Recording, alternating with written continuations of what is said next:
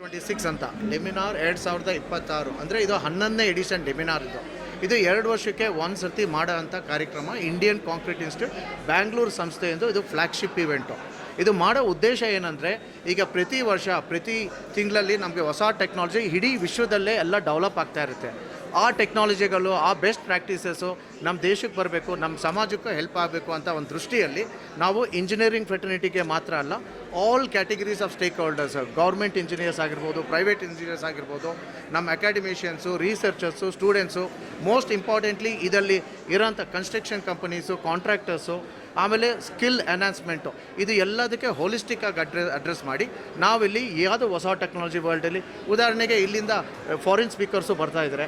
ಈಗ concrete health monitoring, ಒಂದು ಬಿಲ್ಡಿಂಗ್ನ ಹಾನಿ ಮಾಡ್ದಲೆ ಬಿಲ್ಡಿಂಗಿನ ಸ್ಟ್ರೆಂತ್ ಆಗಿದೆ, ಅದು ಹೇಗೆ ಬಿಹೇವ್ ಮಾಡ್ತಾಯಿದೆ, ಅದ್ರಲ್ಲಿ ಸೆನ್ಸರ್ಸ್ ಇಟ್ಟು ಇನ್ನು ಅದನ್ನ ಲೈಫ್ ಎಕ್ಸ್ಟೆಂಡ್ ಹೆಂಗೆ ಮಾಡ್ಬೋದು, ಈ ಥರ ಎಲ್ಲ ಅನೇಕ. ಯಾಕೆಂದರೆ ಇನ್ಫ್ರಾಸ್ಟ್ರಕ್ಚರ್ ಪ್ರಾಜೆಕ್ಟ್ಸು ಮತ್ತು ಕನ್ಸ್ಟ್ರಕ್ಷನ್ಸಲ್ಲಿ ಸಿಕ್ಕಾಬಿಟ್ಟೆ ದುಡ್ಡು ಹೋಗುತ್ತೆ.